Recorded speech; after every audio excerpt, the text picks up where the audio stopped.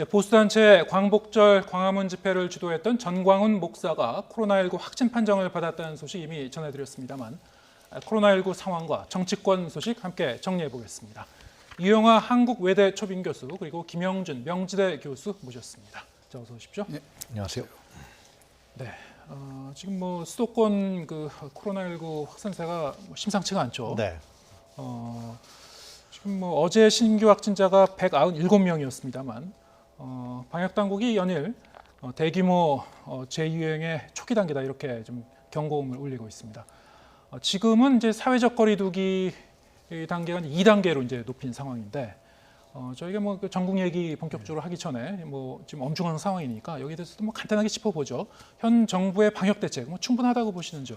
그러니까 지금 그 전에 이제 그 해외에서 들어오는 확진자들 네.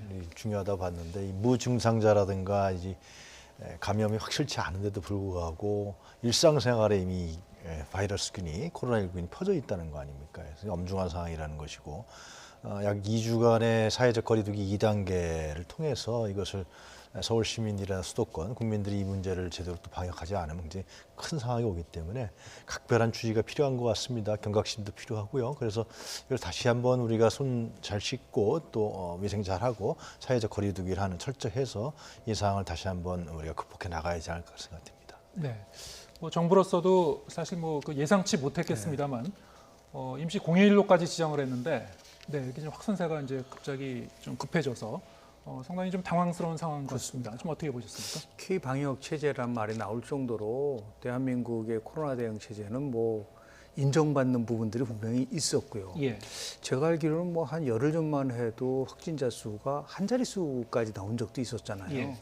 그런데 지금 이제 위기라는 거는 크게 몇 가지 아주 굉장히 위험한 징후가 나타나고 있다는 거예요. 제일 첫 번째는 그러니까 무증상자라든지 이런 감염에 대한 부분이 산발적으로 동시에 지금 일어나고 있다는 거가 있고요. 두 번째는 이 깜깜이 환자라고 그러잖아요. 예. 감염 경로를 전혀 모르는 이 깜깜이 환자들이 비율이 지금 높아지고 있고, 그리고 수도권 감염에 있어서의 집단 감염이 이제 대형 교회를 중심으로 해서 이루어지고 있다라는 이것이 이제 과거와는 다른 양상을 보여주고 있기 때문에 지금은 정말 그 특단의 조치를 취할 정도로 강력한 방역 조치를 취해야 되고, 여기에 제대로 협조를 하지 않는 그런 조직이나 세력이나 사람에 대해서는 아주 과도할 정도로 강하게 처벌도 하고 그리고 예방을 하는 그러한 선제적 조치가 절대적으로 필요한 시점이라고 생각합니다. 네, 좀 선제적이고 좀 강력한 대응책이 필요한 시점이다 말씀하셨고요.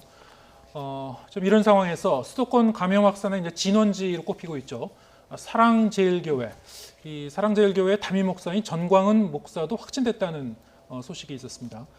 전광훈 목사, 이틀 전 감염 확산이 우려되는데도 광화문 집회에 참석해 연설까지 했었죠. 지난 며칠 동안의 이 상황 어떻게 보셨습니까? 그러니까 지금 물론 무증상자든 깜깜이 환자들이 있다, 예. 확진자가 있다 그러지만 지금 집단적으로 발생하는 데가 사랑제일교회, 또 오늘은 또 여의도 순복음교회까지 나왔단 말이죠. 이쪽에서 이제 밀집 활동을 하다 보니까 되는 것인데요.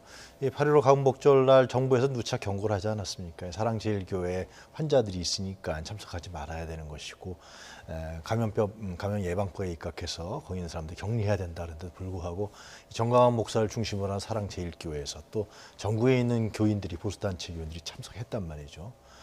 이것은 굉장히 심각한 상황인 것이죠. 사실로 이건 국민의 생명과 안정에 대한 문제이고요. 또 이제 말씀하시겠지만은 여기 또 일부 정치인들이 또 참여했어요. 예. 여의도 국회가 내일 열리는데도 비상이 됐어요.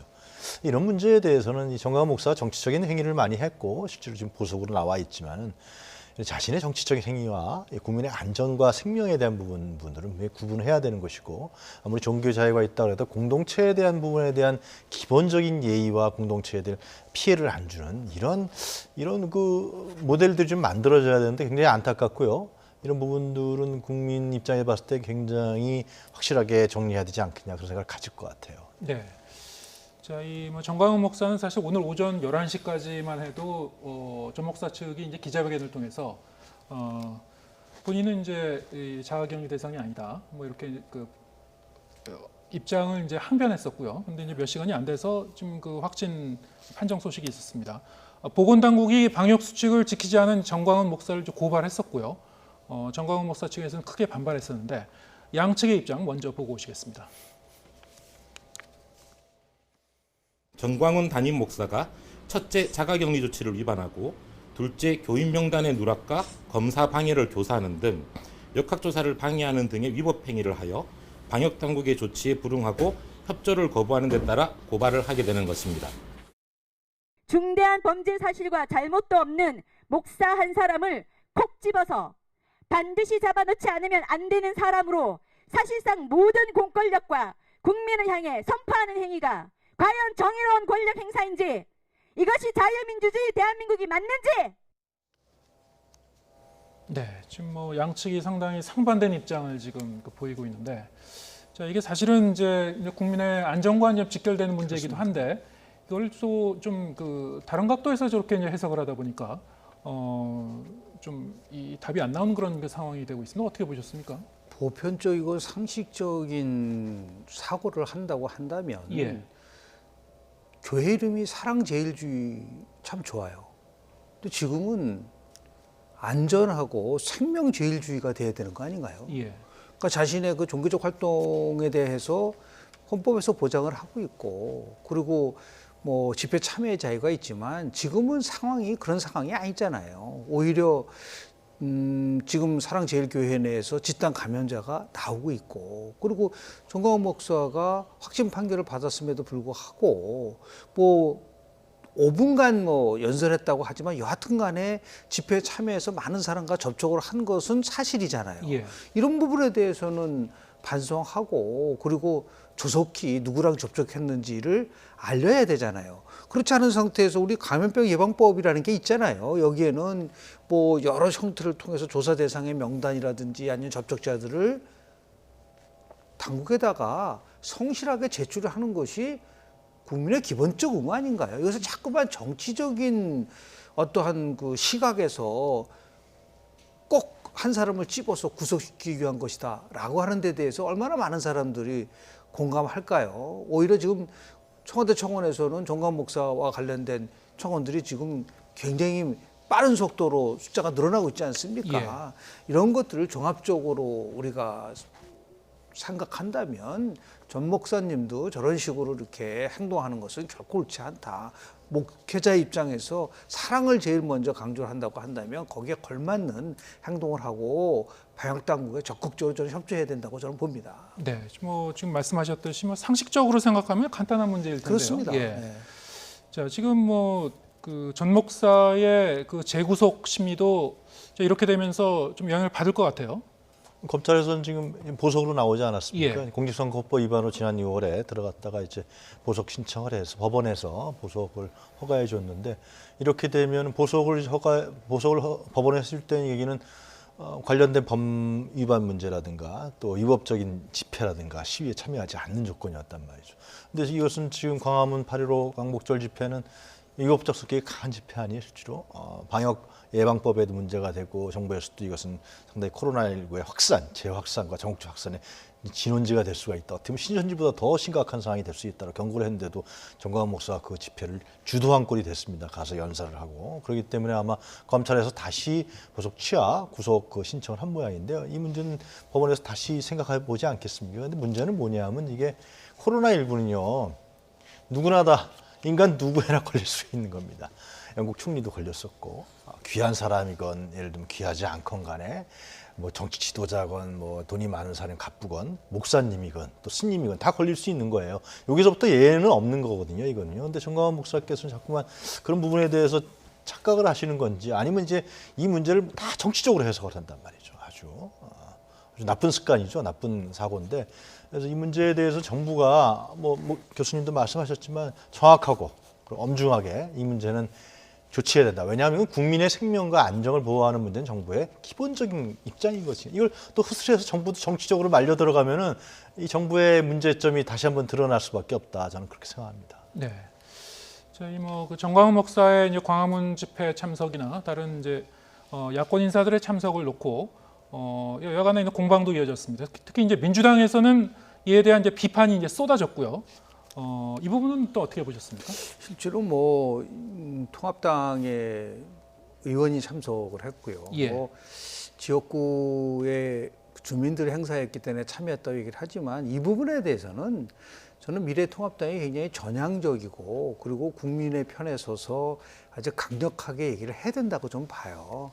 지금 뭐 태극기 부대라든지 아니면 일부 보수단체의 지지를 받기 위해서 미래통합당의 과거와 같은 행태로 반복을 한다고 한다면 최근에 민심의 변화가 조금 이제 감지되고 있지 않습니까? 예. 일부 여론조사에서는 미래통합당의 지지도가 민주당의 지지도를 앞서는 결과도 나온 적이 있기 때문에 이러한 아주 그 중대한 시점에는 거기에 걸맞는 행태를 저는 해야 된다고 저는 봅니다. 그러면서 국민들에게 신뢰도 심어주고 그리고 이 방역에 관련돼서는 여야 진보와 보수가 따로 있어서는 안 되잖아요. 예. 지금 말씀하신 것처럼 국민의 생명과 안전을 지키는 일에 대해서 진보 보수가 따로 온다는 거는 그거는 우리가 상식적인 선에서도 용납할 수 없는 부분이기 때문에 저는 내일이라도 미래통합당 차원에서는 이 부분에 대해서 분명한 정강정책 바꾸고 기본소득 한다고 해서 그게 미래통합당이 변화된다는 그런 시그널도 있지만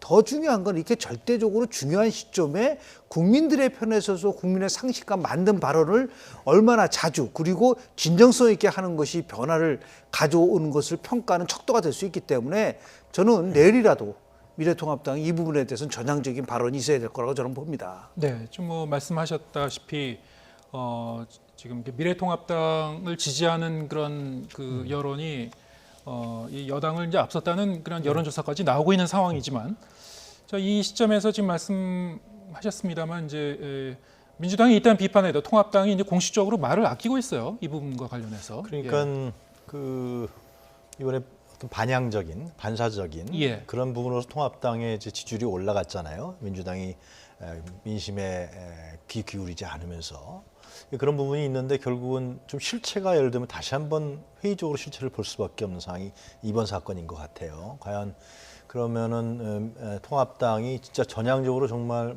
중도 보수 세력으로서 대안세력으로 변했느냐? 아니다라는 거죠. 잠복해 있다라는 거죠. 과거의 세력들이 잠복해 있을 뿐이고 기회가 되면은 이렇게 나타나서 그걸 현상화시켜서 과거의 어떤 그런 그릇되고 기득권적인 부분들을 표방할 수 있는 세력들이 아직도 남아 있다라는 겁니다. 그래서 상당히 주의 깊게 볼 수밖에 없을 것 같아요. 왜냐하면은 정당이 바뀌려면 정당의 권력자들이 바뀌어야 되는데 현재는 김종인 비대위원장이 와 계신 거 아니에요? 그러면 통합당의 실질적인 권력을 누가 갖고 있냐라는 문제는 우리 다시 한번 구조적으로 들어가면 다른 문제다. 그래서 이런 현상이 나타나는 거죠. 실제로 과거에 그때 이제 공천을 받았던 인물들이 그대로 살아 있고 그 세력들은 구세력으로서 남아있는 잔존하는 세력이기 때문에 다시 말씀드리지만 이런 상황이 발생하면 다시 한번 또 표출하면서 국민들의 어떤 극우적 성향이라든가 이런 거로 또 끌고 나갈 가능성이 있다. 그래서 내일 어떤 통합당이 이런 부분에서 조치를 좀 취할 필요가 있는 것이죠. 이건 국민의 생명과 안전에 대한 부분이기 때문에 그래서 좀 주의 깊게 볼 필요가 있을 것 같습니다. 네. 자, 그런가 하면은 이제 지난 주말이죠. 광복절 기념사에서 김원웅 광복회장의 이제 이른바 이제 친일 청산을 강조한 발언을 놓고 역시 이제 정치권의 이제 파장이 일었습니다. 여기에 대해서 이제 김원웅 회장에 대한 여러 가지 이제 그 공세가 계속됐는데요. 자, 이 과정 어떻게 보셨습니까?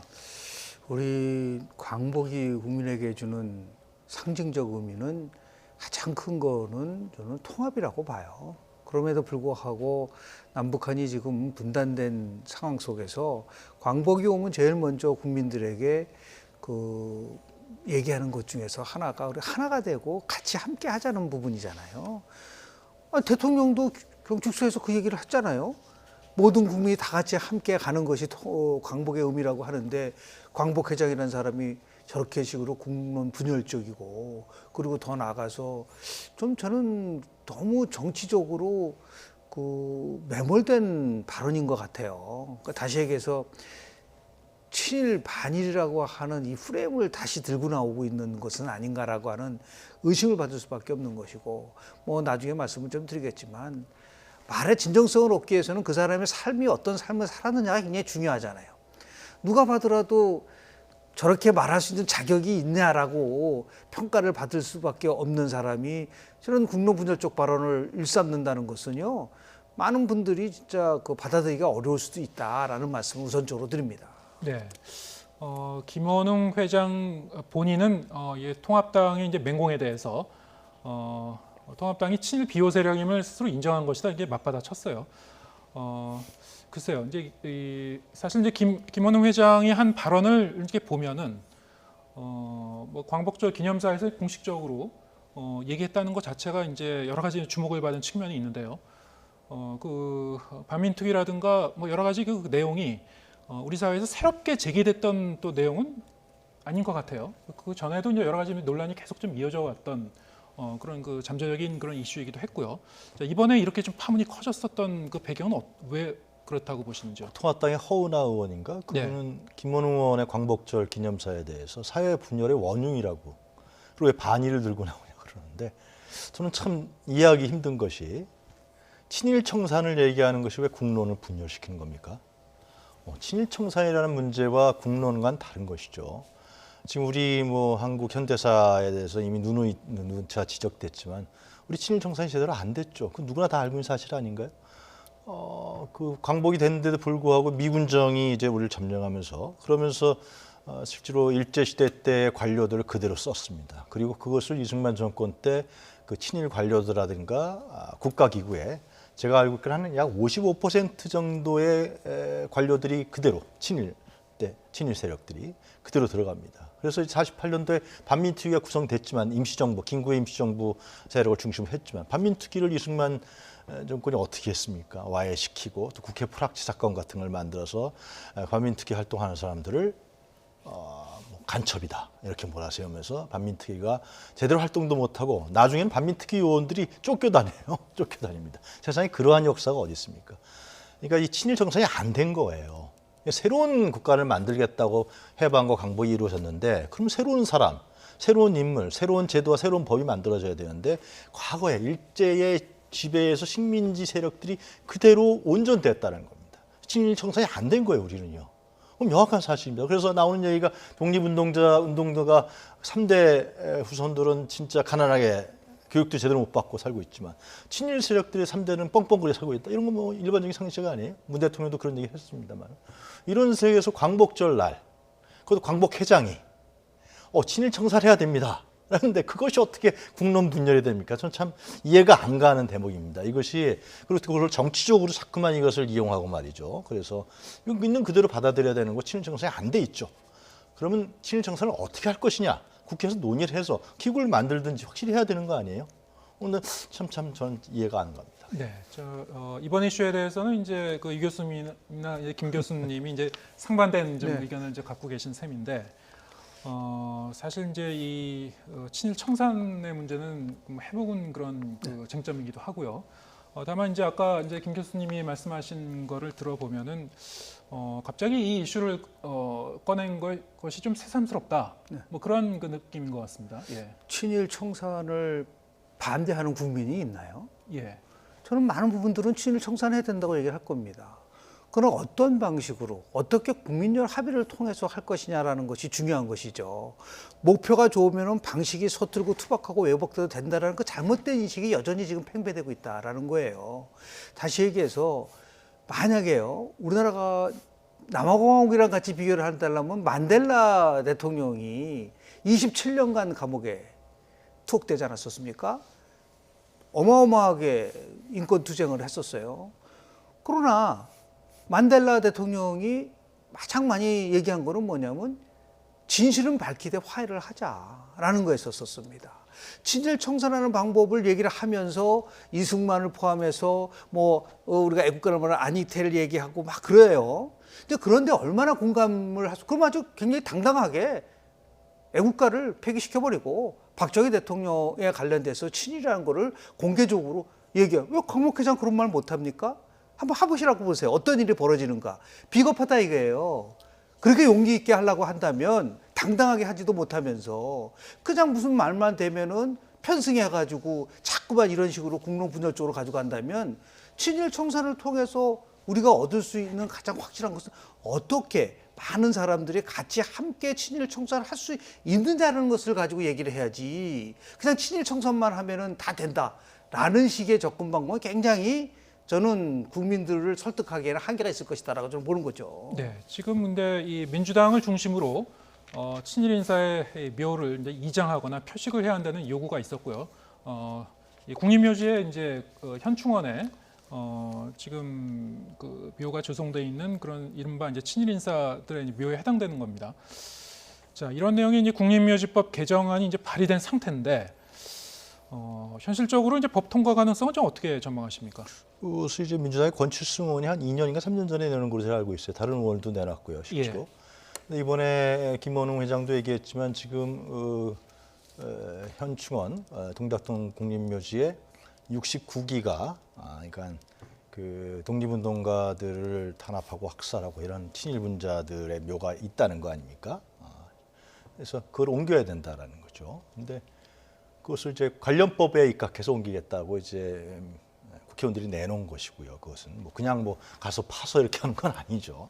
법에서 국회에서 통과되면은 이 문제에 대해서 그러면 왜 그러냐면은 제 기억으로도 그 임시정부 활동했던 분들이 동락동 돌아가실 때 자기는 효창공원에 묻어달라고 했어요. 왜냐하면 나는 그 친일 분자들하고 같이 묻히기 싫다. 난 과거에 독립운동 동지들하고 묻히고 싶다. 이런 발언들을 했던 기록을 제가 본 기억이 나는데 그 천일청산이라는 문제가 결국 해묵은 논쟁이 아니라는 겁니다. 왜냐하면은 지금도 일제 종족주의라는 책이 있고 그래서 지금 일본의 어떤 그런 그 패권적 행위에 대해서 그리고 일제 식민지 상황에 대해서 그때 근대화됐다라는 이론이 횡행하고 있고 그래서 논쟁화되고 있고 정권이 바뀔 때마다 그 문제가 생기는 것이고 또 일본의 아베 정권은 지금 위안부 피해자라든가 항제지용자들 사과도 안 하고 왜 친일 정산이 안 되냐 하면은 그건 김원웅 회장이 좀 정확히 지적한 거예요. 친일 세력이 남아 있는 겁니다. 아직도 남아 있는 거예요. 후예들이. 그래서 친일 얘기만 나오면 그냥 파다득 떠는지 그 문제를 계속해서 덮으려고 그래요. 그러니까 친일 정산이 안 되는 거죠. 그것이 어떤 세련된 방법이라든가 어떤 제도화된 방법이 아니라 그걸 통해서 확실하게 친일 청산을 해서 민족 정기를 바로잡고 우리의 새로운 정체성을 확실히 하는 우리 대한민국 헌법에 나와 있잖아요. 3.1운동과 대한민국 임시정부 정통성과 법도성을 개성한다. 그런데도 불구하고 친일 세력이 아직도 남아서 그 세력들이 후예들이 지금 자랑스럽게 살고 있다는 문제 아마 살 수도 있겠죠. 그러나 그 문제에 대해서는 짚고 넘어가야 되는 것이죠. 그렇지 않으면은 우리의 해방의 의미, 광복의 의미, 대한민국의 의미도 다 사라지는 것이고요. 우리 젊은이들에게 뭘 가르치겠습니까? 실제로 젊은이들에게. 이거 혼재된 국가다. 일제 강점기에서 싸워왔던 사람들은 지금 제대로 살지도 못하고 일제 강점기에서 예를 들면은 우리를 탄압하고 학살하고 했던 세력들은 지금도 계속해서 해방 이후에도 흉산되지 못하고 살아왔다. 이런 역사에 대해서 젊은 우리 후손들에게 가르칠 겁니까? 초등학생들을 가르칠 겁니까? 아니잖아요. 그건 청산해야 되는 문제고요. 청산이 안 됐다 그러면은 관련법을 만들어서 지금 국회가 지금 176석을 민주당에 만들어줬는데 확실하게 그런 거 하라는 거 아니겠어요? 결국은 이게 MB 정권이다 박근혜 정권이다 적폐라고 문재인 정부에서 해서 했는데 이 친일 문제만큼 가장 중요한 적폐가 또 따로 있겠습니까? 저는 그리고 김원웅 회장이 얘기한 것도 갑자기 얘기한 게 아니잖아요. 뭐 정치적인 현안이 됐을 때 얘기한 것도 아니라 광복절날 광복 회장이 얘기한 거예요.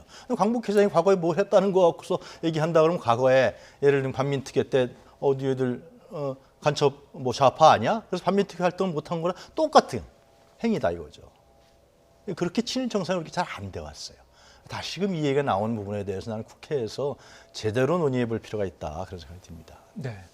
뭐 이제 광복절을 계기로 이런 그 여러 가지 얘기가 나왔습니다만 이 부분은 이제 우리 사회에서 앞으로도 계속 좀 논의가 되겠죠. 기회가 될 때마다. 가장 큰 거는 그렇다고 한다면 친일 반민족 행위자에 대해서 어떻게 규정할 거냐라는 게 가장 중요하잖아요. 예.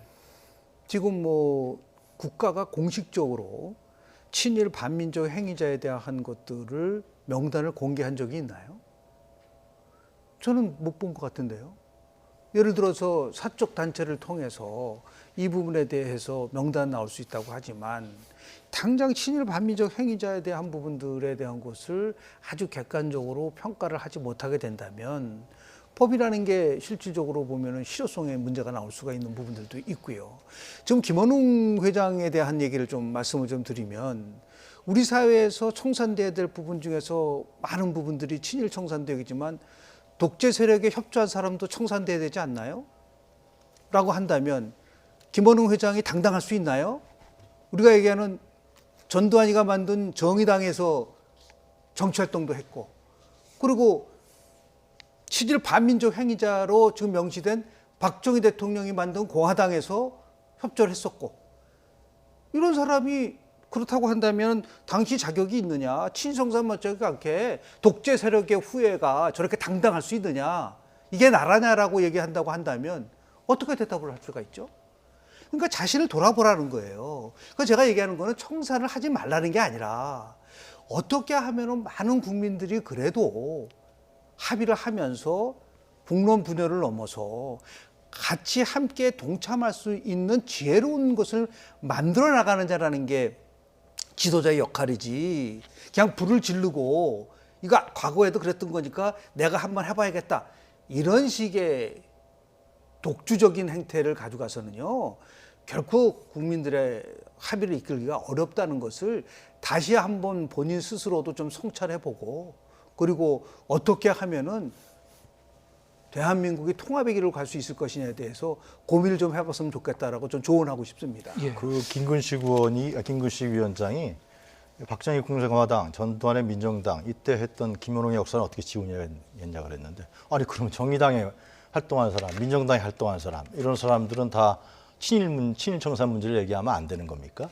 그럼 독재 이코로 친일인가요? 그렇지는 않잖아요. 거기서도 예, 그런 알겠습니다. 생각을 벌이는 사람도 예, 있겠지만 예, 예. 아닌 거고, 중요한 것은 반민특위를 다시 볼 필요가 있는데 국가에서 한 거죠. 그거는 재헌의회에서.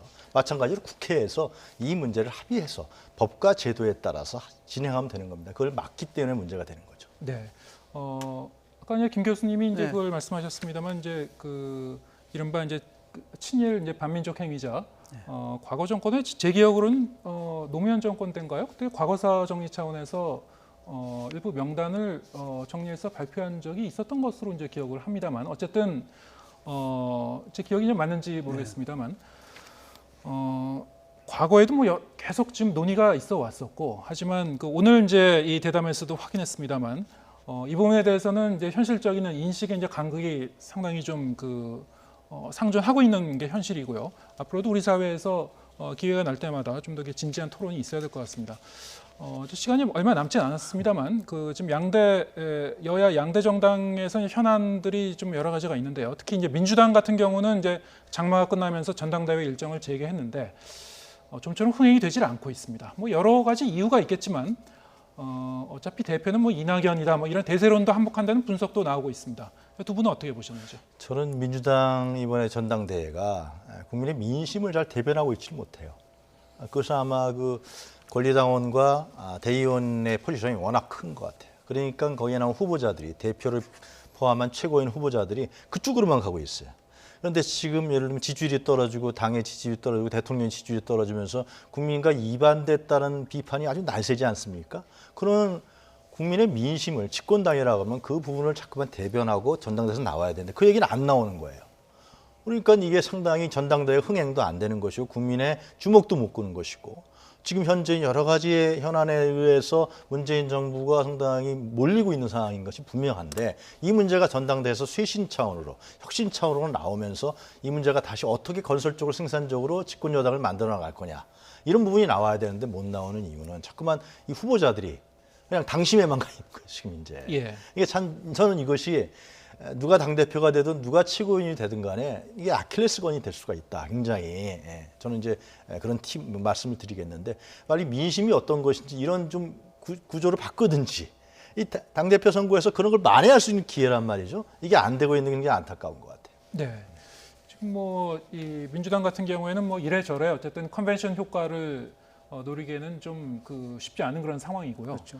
뭐 지금 언급하셨습니다만 뭐 여러 가지 변수가 있겠습니다. 특히 이런 상황에서 지금 이재명 경기도지사가 그 대선 주자 선호도 여론조사에서 1위로 떠올랐다는 그런 뉴스도 있었고, 경선의 변수로 떠올랐을 텐데요.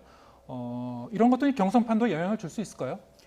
지금 뭐 조금 전에 예. 어차피 대표는 이낙연이다라고 하는 게 초창기에는 그게 나름대로 예. 유효했을지는 모르겠지만, 민주당 전당대회는 일반 통상 말하는 국민 여론은 15%밖에 안 됩니다. 네. 그러니까 대의원이 45%고 권리당원이 40%인데 그 중에서도 권리당원 40%는 아주 친문 강성 지지층들이에요. 그래서 우리가 지금 생각하는 거와 다르게 전개될 수도 있는 부분들도 있기 때문에 예. 앞으로 남은 기간 동안에 뭐 새 후보가 열심히 이제 선거 운동을 할 수 있을 거라고 좀 보는데요. 뭐 관심도 없고 그리고 논쟁도 없고 비전도 없으니까 자연스럽게 컨벤션 효과가 줄어들 수밖에 없는 부분들이 있는 것이요. 그런데 이재명 지금 지사는 친문이 아니잖아요. 그렇죠. 그 예. 자기 현안에 대해서 자기 목소리도 내고 그리고 이제 대한민국에 아주 독특한 법칙이 있는데 집권당 내에서 차기 대권을 바라보는 사람은 대통령과 전략적 차별함을 할수록 지지율이 높아진다라고 하는 법칙들이 있었단 말입니다. 예. 과거에도 보면은 학습 효과가 뭐 있었죠. 그렇죠. 유해창 당시의 대표하고 김영삼 대통령하고 충돌. 그리고 뭐 아니 뭐 가깝게는 뭐 이명박 대통령하고 박근혜 대표하고 충돌. 이런데 그렇지 않고 그냥 대통령에게 순응하는 모습만 보이고 동조하는 모습만 보이면 우리 국민들이 굉장히 까탈스러워요. 그러면 당신이 국가를 끌고 가야 되는데 당신이 주도해서 가야 된다. 그런 면에서 봤을 때 이제 이재명 지금 지사가 코로나 이런 전국 속에서 자기 목소리도 내고 그리고 여러 가지 현안에 대해서 자기 목소리를 내는 것이 어느 정도 국민들의 관심도 끌고 그리고 뭐 나름대로 미래에 대한 얘기에 대해서 지도자로서의 그러한 비전을 제시한다는 것이 일정 부분 작동을 하고 있는 부분들이 있어서 아마도 제가 보기에는 누가 대표가 되든 간에 8.19 전당대회가 끝나면 새 대표는 과거와 같이 일방적으로 청와대 눈치 보면서 수직적 통치를 받는 그런 관계로 가지 않을 거라고 봅니다. 독자적인 목소리를 내면서 지금 뭐 정당 지지가 떨어지는 이유도 그런 거와 맥을 같이 하고 있기 때문에 예. 이제 이재명 효과가 나올지도 몰라요. 오히려 이재명 이렇게 지사가 지지 뜨게 되면 나머지 이제 그 차기 대권 후보들도 과거와는 전혀 다른 리더십으로 자극을 받아가지고 예. 갈 수밖에 없는 일종의 매기 효과를 가져올 수 있다라는 말씀을 좀 드립니다. 예. 자, 그런가 하면 이제 통합당은 이제 아까 언급한 대로 이제 지지율 조사에서 민주당을 이제 앞지르기도 했는데요. 지금 당 쇄신에 속도를 내고 있죠.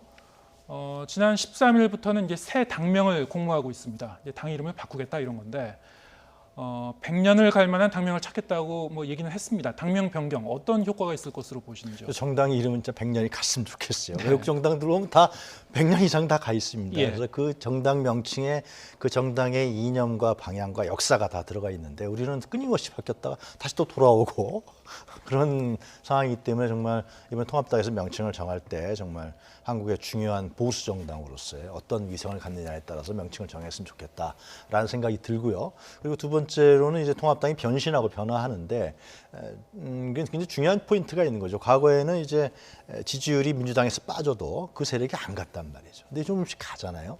그거는 뭐냐 하면은 대한 세력으로서 뭔가 전에하고 다르게 변화하는 것 같다라는 것을 조짐을 보이기 때문에 그런 겁니다. 실제로. 전에 같이 국회에서 그냥 뭐 몸싸움하고 이런 거 요즘 안 하고 있잖아요.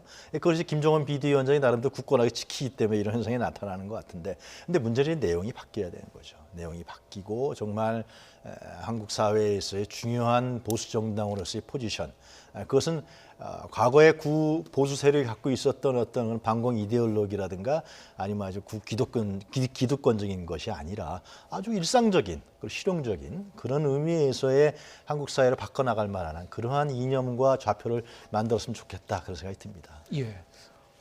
지금 뭐 그 지난 총선 때하고 네. 비교하면 여론 지형이 이제 많이 바뀐 셈인데, 뭐 이제 김종인 이제 비대위원장의 뭐 역할에 대한 여러 가지 평가도 좀 나올 수 있는 거고요. 좀 당명까지 이제 바꾸겠다고 하니까요. 네네. 좀 어떻게 전망하시는지요? 뭐 일부 여론조사에서는 이제 미래통합당 지도가 앞서지만 또 다른 조사에서는 여전히 민주당이 높게 나오고요. 예. 그리고 이제 지금 같이 이렇게 일부 여론조사에 현혹이 돼가지고 본인들이 옳았다는 것만 가져가면 미래통합당에 분명히 독이 될 겁니다.